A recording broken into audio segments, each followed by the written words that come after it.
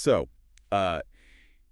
if you take a drive down Comtech Drive, like out in rural Pembroke, North Carolina, you're eventually going to pass this building with the number 763 on it. Right. And it's a nice building. I mean, it looks like a standard, highly successful local construction office, right? Exactly. Yeah, just a normal commercial building. But if you were to, say, open up your laptop right there on the sidewalk. Which would look a little weird, but yeah. Yeah, a little suspicious. Huh. But if you did, and you logged into the Federal Aviation Administration Registry, and you punched in that exact same address, you wouldn't find, a fleet of pickup trucks or bulldozers. No, you definitely would not. You would find a multi-engine turbofan private jet.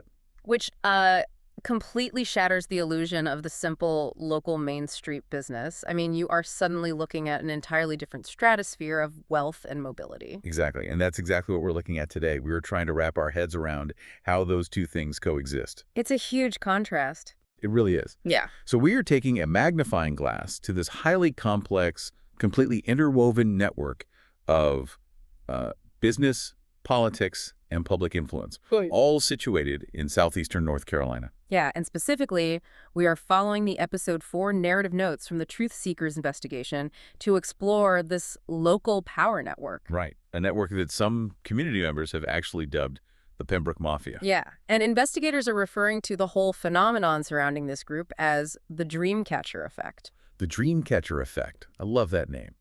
We are going to figure out how local construction, a private jet, state politics, and federal tribal recognition all managed to just, crash into each other at a single intersection. Well, and this is a really big bit. Before we get into the actual mechanics of shell companies and federal lobbying and all that, we absolutely have to establish a hard boundary for this deep dive. Yeah, we got to do the disclaimer. It is so crucial here.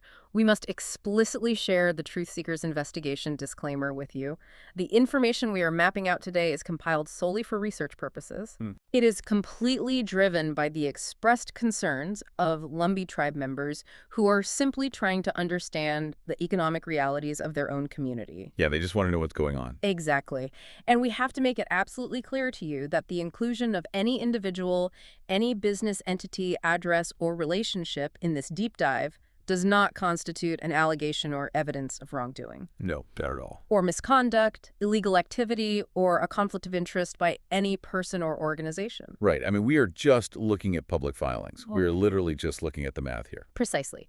We are maintaining strict impartiality today.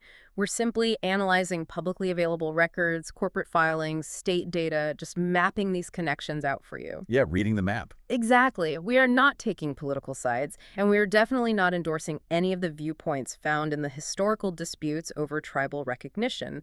We are just explaining how the machinery works. Okay, so with that out of the way, let's start at the center of that map. Ground zero for this entire network is that building we just mentioned. 763 Comtech Drive. Right, in Pembroke.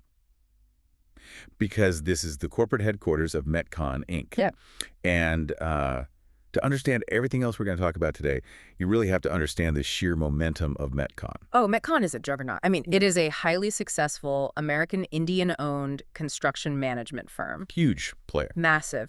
And to really grasp the scale here, you have to look at the velocity of their trajectory. Right. They were founded right around 1999 or 2000, and in less than 10 years, they went from roughly $800,000 in annual sales to over $30 million. Okay, I want to just pause on that for a second because numbers like that can just, wash over you. Yeah, they lose their meaning. Exactly. Going from 800 grand to 30 million in a decade isn't just good business. No. That is exponential hypergrowth. That is going from renovating local storefronts to dominating regional infrastructure. It's the kind of growth that honestly gets Washington's attention. I mean, back in 2011, Metcon won the National Minority Construction Firm of the Year award from the U.S. Department of Commerce. Wow. Yeah. They were honored by then-Governor Bev Perdue, but what's crucial is how they actually did it. Right, because they aren't just pouring concrete anymore. No, not at all. They moved into highly sophisticated territory. They developed complete design-build capabilities. They launched an infrastructure division. And they became absolute pioneers in these multi-million-dollar projects like energy-positive schools. Okay, wait. Energy positive, you mean like putting some solar panels on the roof? It is so much more advanced than that. We are talking about facilities like Sandy Grove Middle School. Okay. These are massive, incredibly complex structures that are engineered from the ground up to generate more energy than they consume. That's incredible. Right. And to build something like that, you have to utilize something called Building Information Modeling, or BIM. BIM. Yeah. And Metcon basically positioned themselves as regional leaders in this. So break that down for me real quick. What exactly is building information modeling, and why does being a leader in it matter so much to their growth? Think of it this way. In the old days, you had 2D blueprints. Right, the big rolled up pieces of paper. Exactly. So the plumber has a blueprint, the electrician has a blueprint, the HVAC guy has one. Everyone has their own map. Right. And they show up on site, and suddenly they realize the main ventilation duct is trying to occupy the exact same physical space as a massive steel support beam. Oh, man. Yeah, that creates what they call a clash. So what happens then? You have to literally stop work, tear things down, and redesign it on the fly. Which has to cost a fortune. A total fortune. It costs a massive amount in time and materials. But BIM, this is a hyper-detailed 3D digital simulation of the entire building. Oh, like a virtual twin. Exactly. It shows you exactly where every single pipe, wire, and bolt goes before anyone even picks up a shovel. It detects those clashes digitally. So you fix it on a computer screen instead of on the job site. Yes, which saves a massive amount of money and virtually eliminates the risk. So when you can promise a school district or a state government that you can build this massive energy-positive facility on time and under budget because your digital modeling is flawless. You win the big contracts. Right. You open a branch in Raleigh to tap into the booming triangle market. You just become the go-to firm. Okay, so we have this wildly successful, technologically advanced, award-winning business sitting at 763 Comtech Drive. Yeah. And it's a massive point of pride for a rural area, obviously. Huh? But here is where the blueprint starts looking a little strange. Yeah, this is where it gets interesting. Because if you pull the corporate filings, that address isn't just the home of Metcon. Depending on when you look at the records, there are up to 16 active, distinct businesses sharing that exact same physical address. 16. That is what the public records indicate. Mm-hmm. You have the main construction firm, sure, but then you also have entities like Stackett Storage, LLC. A storage company. Right. You have Soar Capital, LLC, Downtown Pembroke Ventures, LLC, Metcon Environmental and Disaster Recovery, LLC. So wait, why do that? Yeah. I mean, it's like a Russian nesting doll of LLCs. That's a great way to put it. If you're a massively successful construction company, why wouldn't you just have, like, a storage division or capital division under the main Metcon banner? Why create this corporate beehive of 16 different LLCs all stuffed into one building? Well, it all comes down to the mechanics of liability and asset protection. All right. Think of a massive corporation, kind of like a submarine. A submarine. Yeah.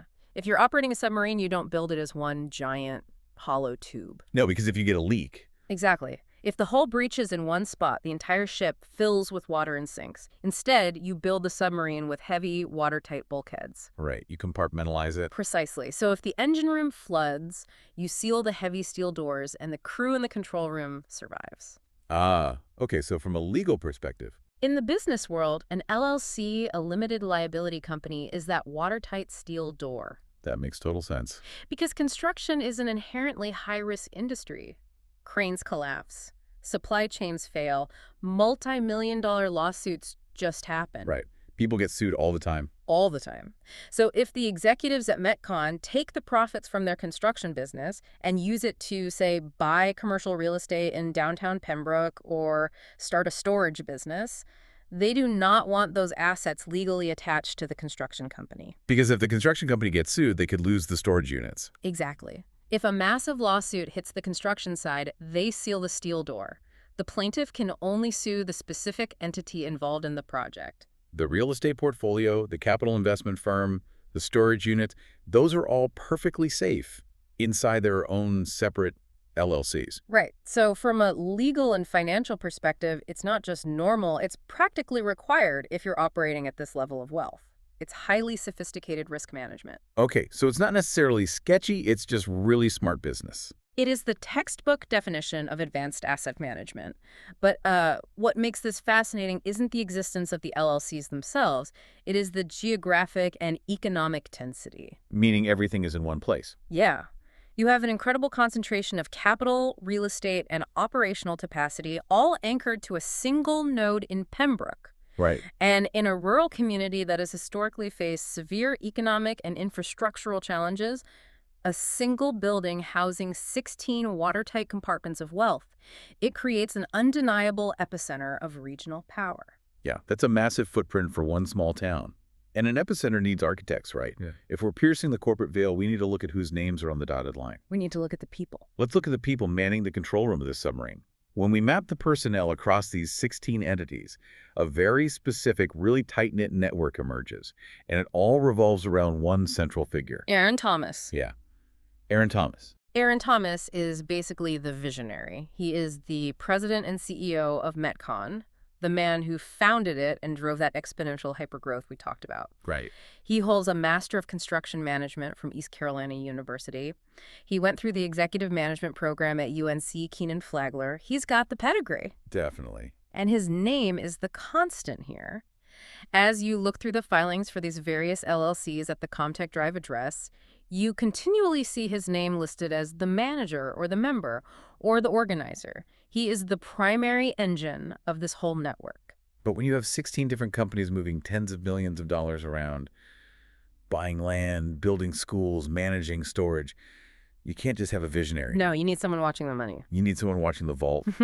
And that brings us to W. Steve Ezel, who was also listed in the documents as William Ezel. Right. Ezel provides the centralized financial gravity for this entire operation. He is the chief financial officer of Metcon. The CFO. Yeah.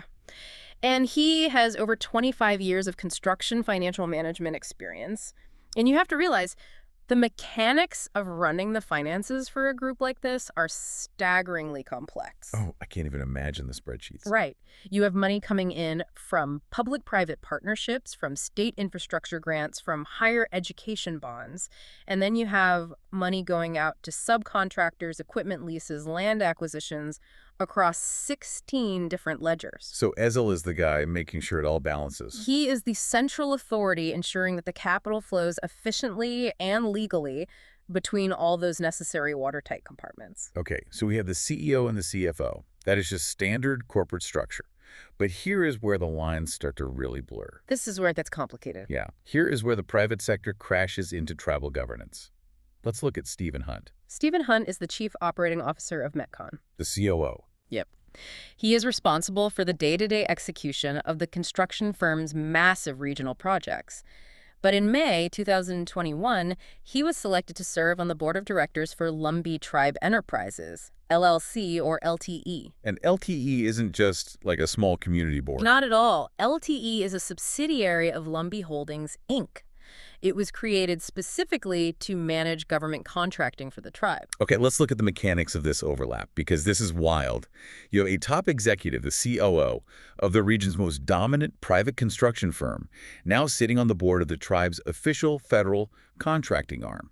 Right. Wait, I need to push back on this for a second. Go ahead. If I am the COO of a massive construction company, and I am sitting on the board of the tribe's contracting firm, I mean, isn't that a massive conflict of interest? It's a very fair question. How do you separate your duty to maximize profits for your private company from your duty to secure the best, most cost-effective contracts for the tribe? Well, that is the exact tension that community members are pointing out. Now, to be fair and entirely impartial here, sitting on a board does not mean you are actively funneling contracts to your own company. Right. There are rules against that. Exactly. Board members are required by law to recuse themselves from votes where they have a direct financial interest. There are legal mechanisms designed to prevent blatant self-dealing. Okay, so they step out of the room when their company comes up? Yes, but what it does do is provide an unprecedented level of access and insight. Hunt knows exactly what the tribe's contracting priorities are, what their budgets look like, and what federal opportunities they are actively pursuing. Because he is in the boardroom. Because he's sitting right there at the table. Wow. And he's not the only one weaving into the community fabric either. Yeah. We also see names like Jarrett Sampson and Gregory Bryant popping up in this organizational web. Right. Let's talk about Sampson. He's a local insurance agent with Dial Insurance. Which is actually a crucial note. An insurance agent How so? Think about the insurance requirements for a company doing $30 million in heavy construction. Think about the massive surety bonds required just to bid on state infrastructure projects. Oh, right. You can't even start digging without insurance. Exactly. Having a deep, trusted relationship with the local insurance and financial infrastructure is absolutely vital. These men are not isolated billionaires living in some distant tower. They are deeply, fundamentally embedded in the civic, financial, and cultural life of the region. So, if I'm understanding this correctly, if I want to build a warehouse, get a rural grant, or deal with tribal housing in this region, basically all roads lead back to this one small group of guys. Pretty much, yeah. How does that kind of concentration impact a place like Pembroke? It creates a really complex duality. What do you mean? On the one hand, let's talk about human capital. In smaller or historically marginalized communities, there is often a very limited pool of individuals who possess high-level corporate experience, access to major capital markets, and the political acumen to navigate complex state bureaucracies. So naturally, the exact same few competent, highly educated people are asked to sit on multiple boards, run the big businesses, and interface with the state. Because they know how to do it. Right. They bring vital, undeniable expertise to the table that the community desperately needs. Yeah, if you need someone to negotiate a multi-million-dollar federal contract, you want the guy who just built a $20 million energy-positive middle school. Yeah. You don't want an amateur. Exactly. You want the pro. But the flip side of that coin is the concentration of power. Right. When the exact same small group of people controls the major private employment, owns the commercial real estate, manages the capital investments, and holds influence over the tribal enterprises, it creates an environment where economic mobility can feel really restricted. It feels like a club you're not in. Yeah. To an outsider or a competing local business owner, it can feel like a closed loop. It raises the ultimate question. Is the broader community truly benefiting from this success? Or is the wealth continually circulating within this specific, impenetrable network? And that feeling of a closed loop is exactly why the investigators noted that locals use terms like the Pembroke Mafia. Right. And we want to be crystal clear here. Nobody is alleging any actual illegal mafia activity, extortion, or anything like that. No, absolutely not. They are just using that term as a metaphor to describe a heavily consolidated, impenetrable block of influence. The bottleneck of power. Yes.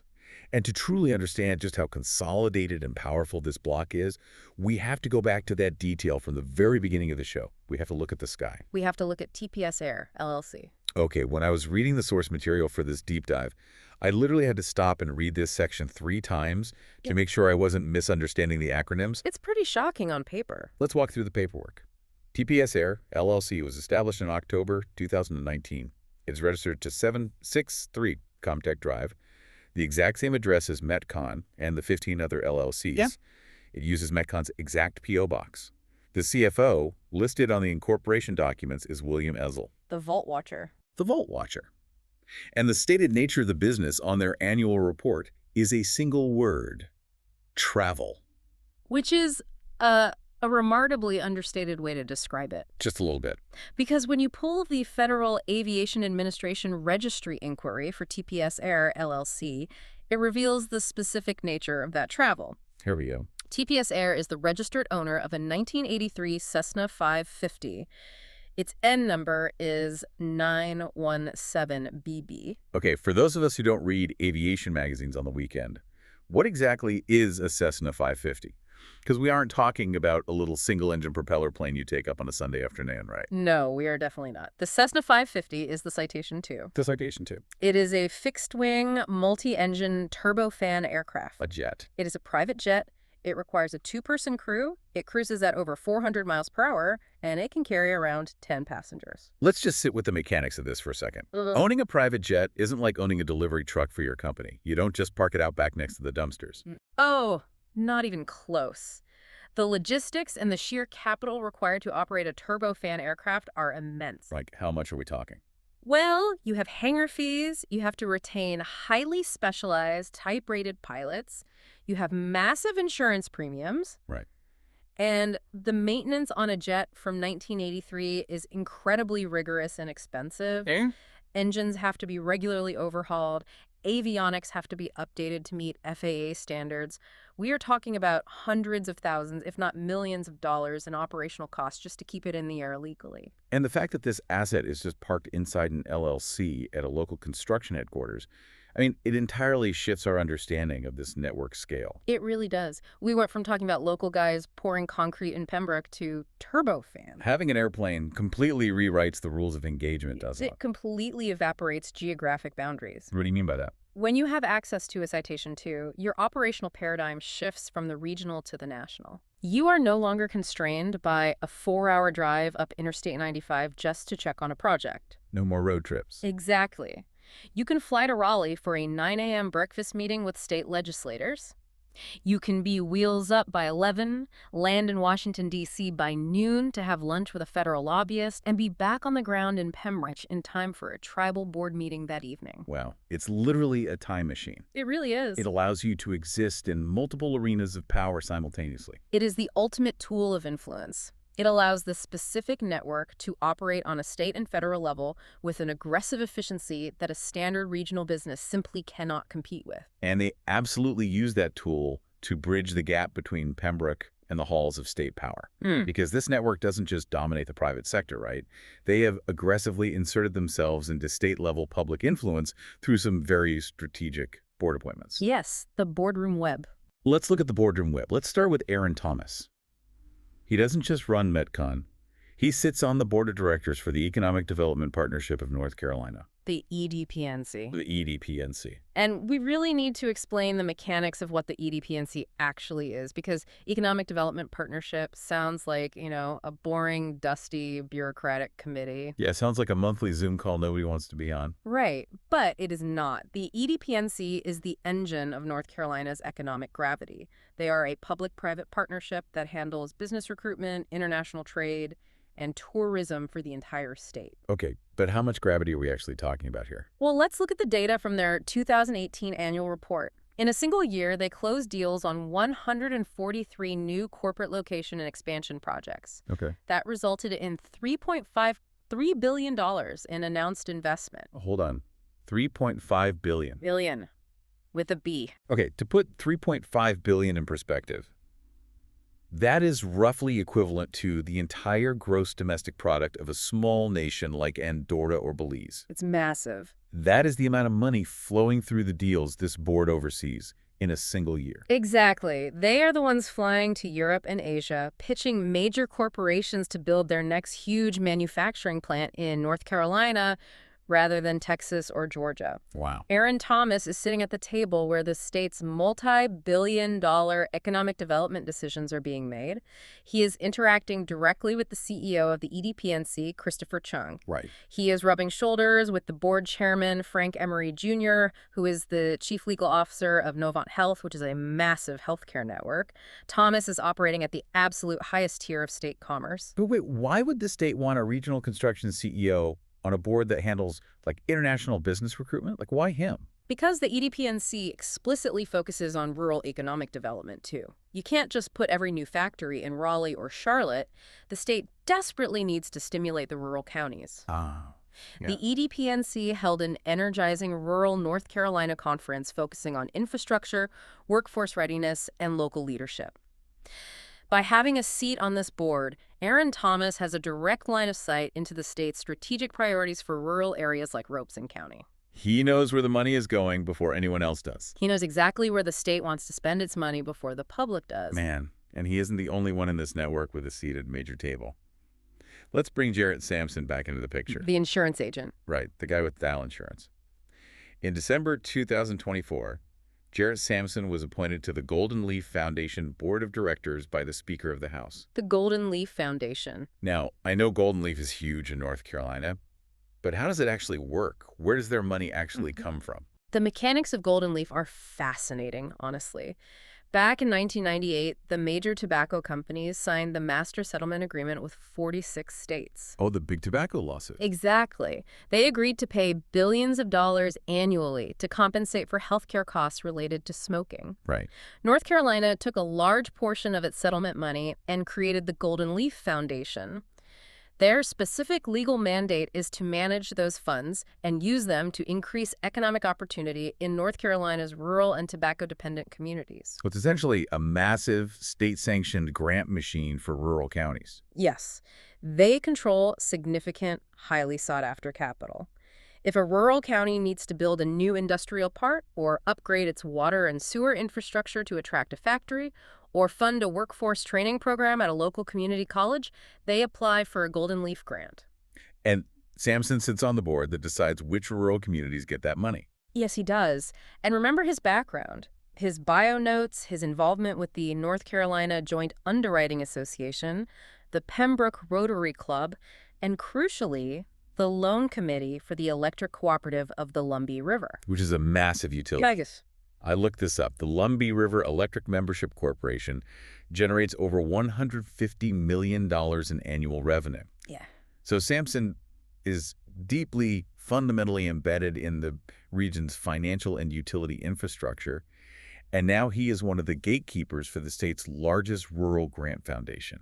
It is a stunning accumulation of influence. It really is. And we aren't even done. We have to look at Gregory Bryant. Right, Gregory Bryant. He serves on the North Carolina Commission of Indian Affairs. And this commission is the vital structural bridge between state resources and indigenous advocacy.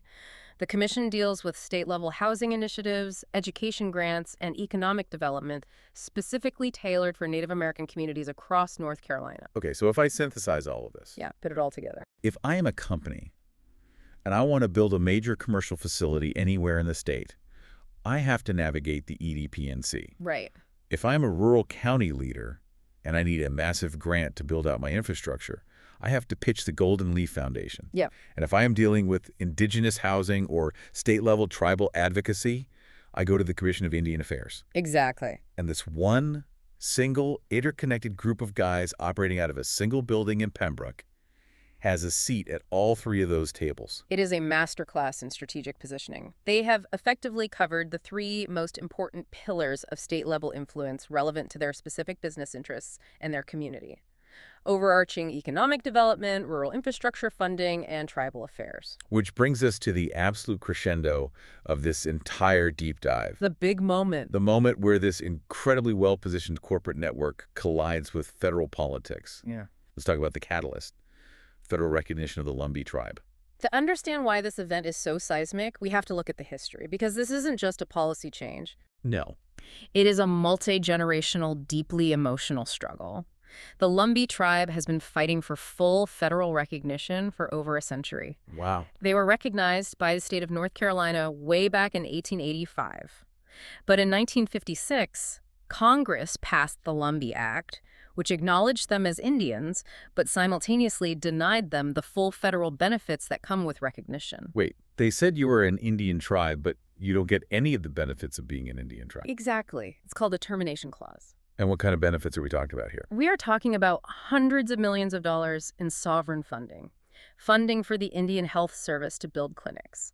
Funding from the Bureau of Indian Affairs for housing, education, and massive infrastructure projects. So real life-changing money for a community. Absolutely. Because of that 1956 termination clause, the Lumbee have been locked out of that federal funding apparatus for nearly 70 years. And then the dam finally breaks. It finally breaks.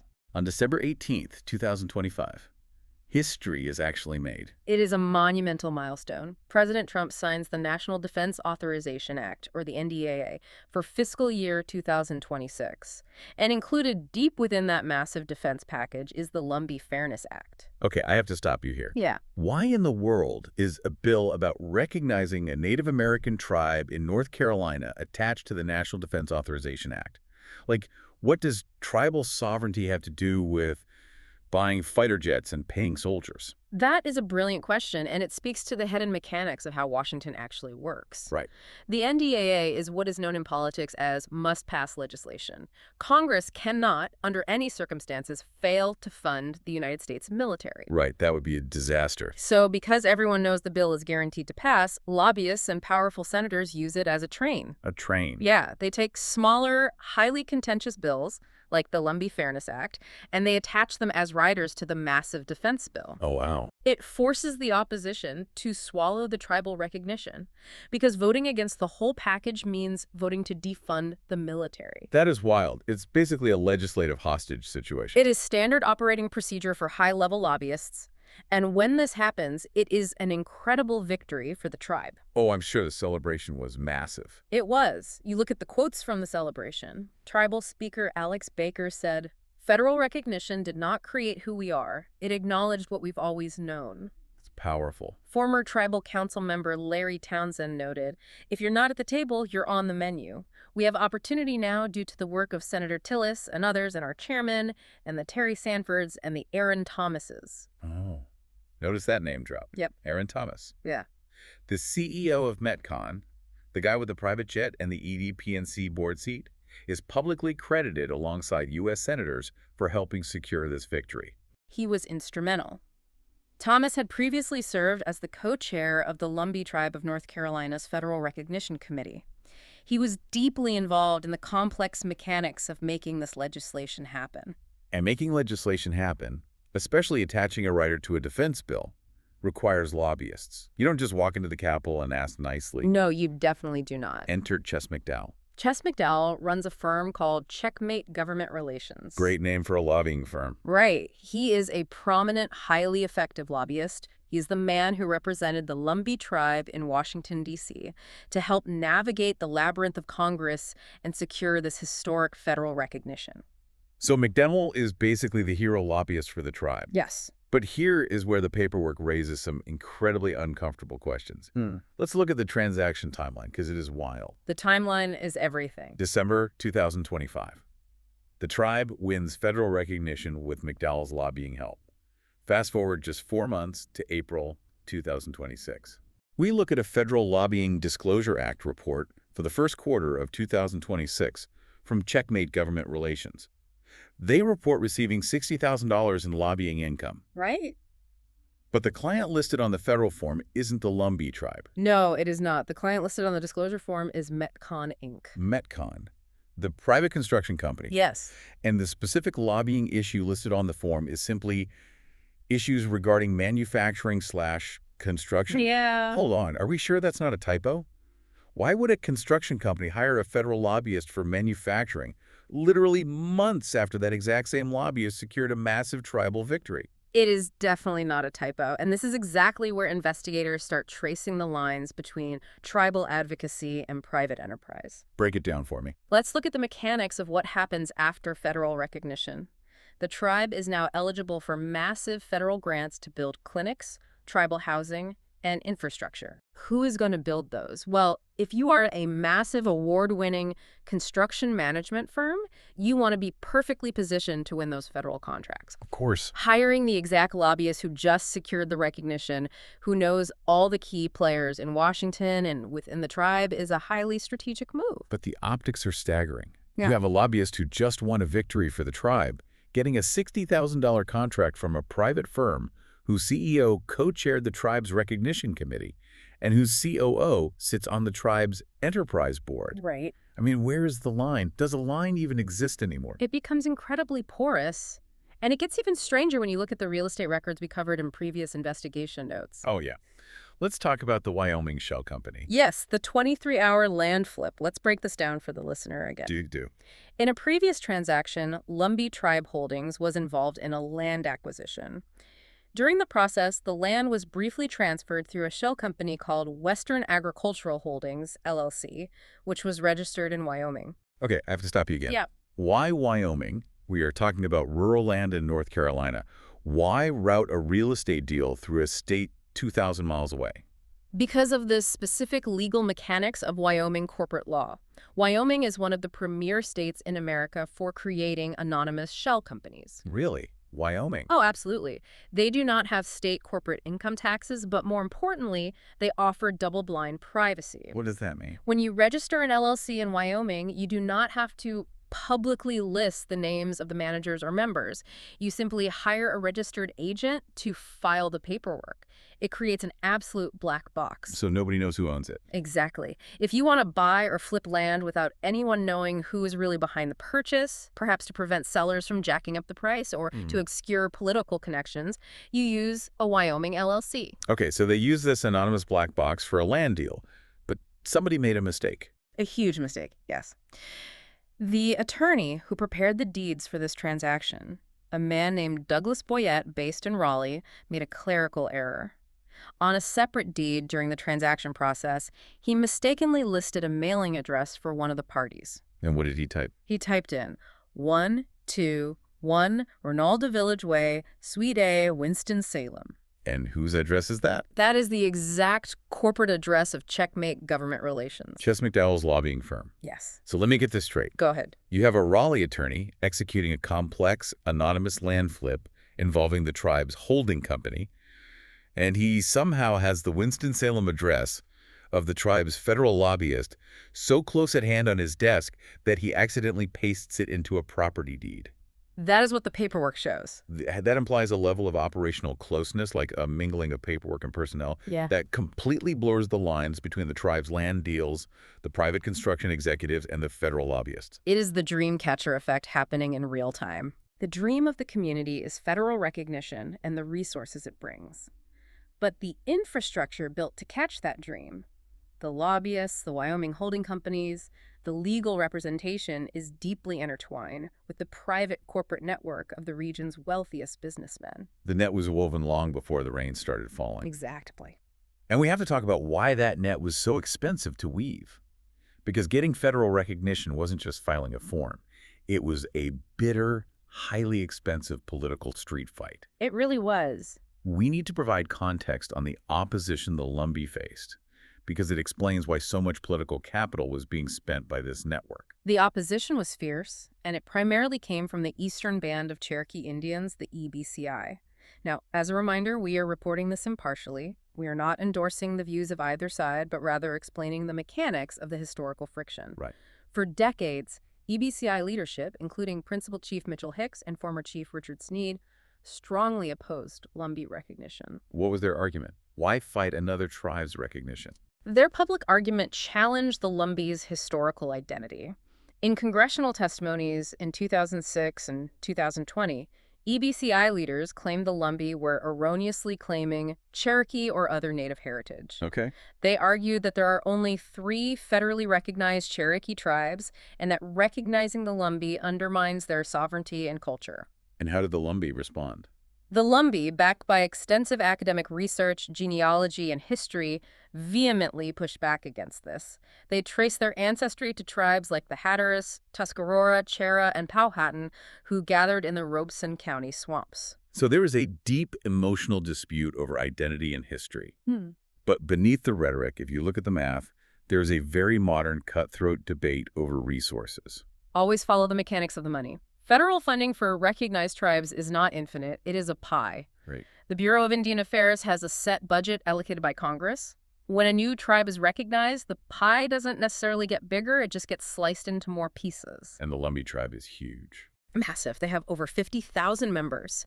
Adding 50,000 people to the federal rolls means the EBCI and other tribes could see their slice of federal funding shrink. It is a zero-sum game. And it's not just federal grants, it's about casinos. Exactly.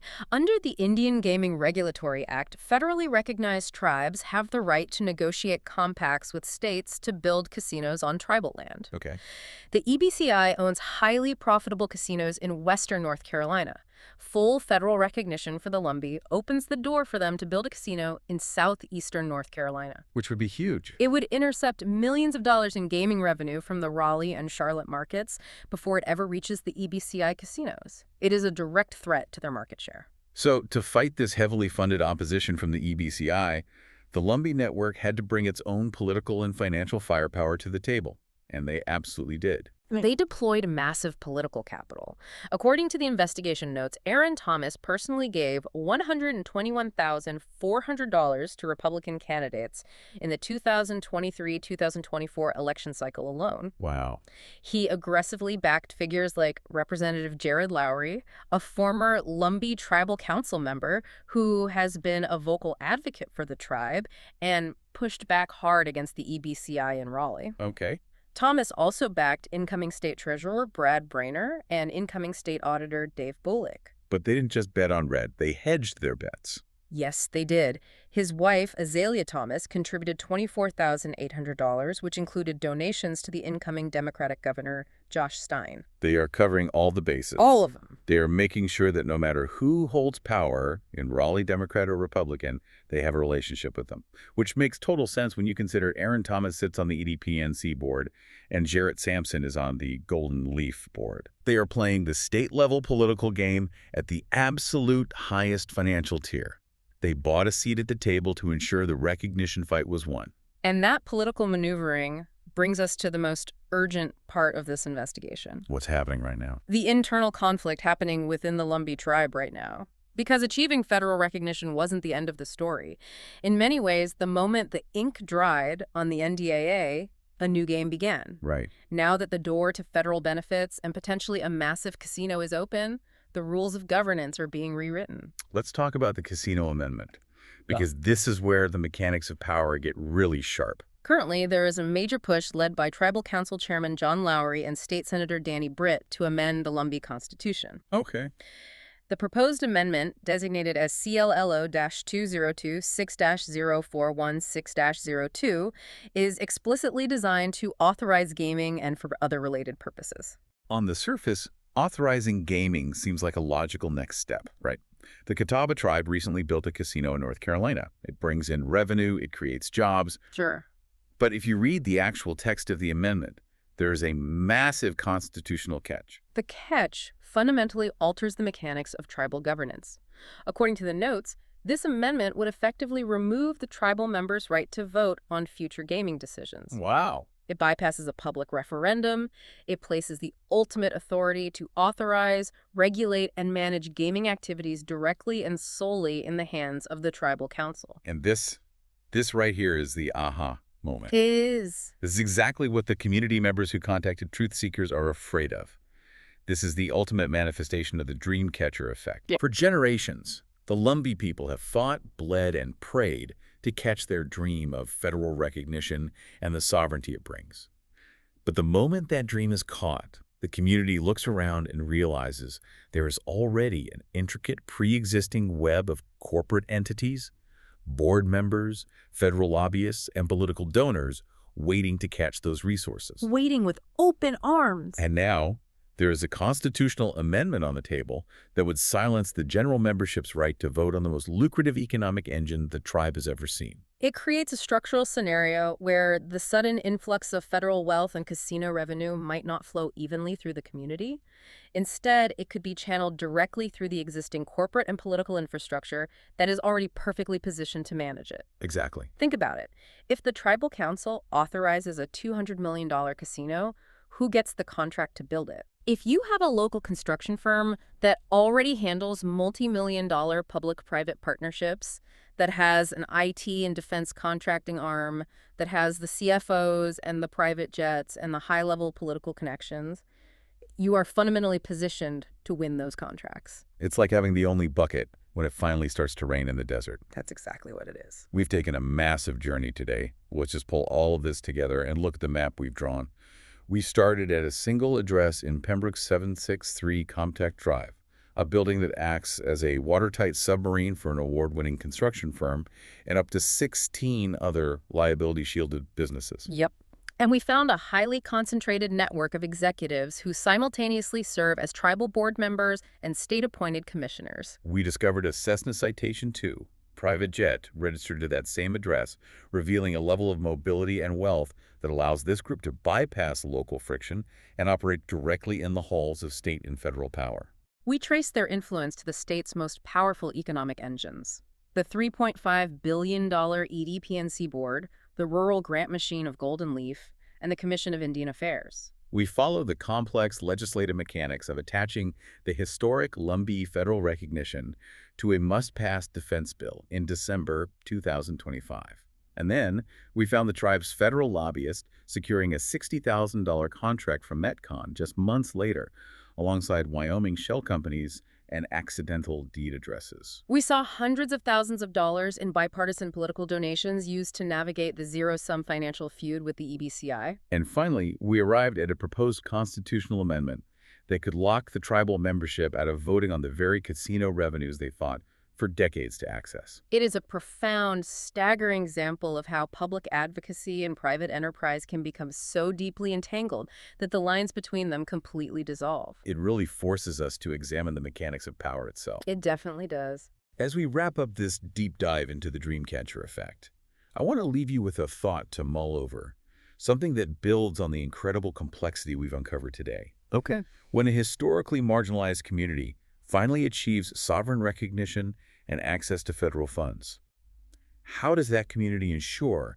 that the sudden influx of wealth uplifts the many, rather than just empowering a highly organized few who already know how to navigate the system? That's the real question. Are the very tools required to win the political fight, the expensive lobbyists, the private jets, the complex LLC structuring, the massive campaign donations, are those the exact same tools that ultimately alienate the community from the victory they fought for? That is the ultimate question of governance, equity, and human nature. And it is a question we will keep asking. Remind yourselves that this is only the beginning of the investigation into the Dreamcatcher effect.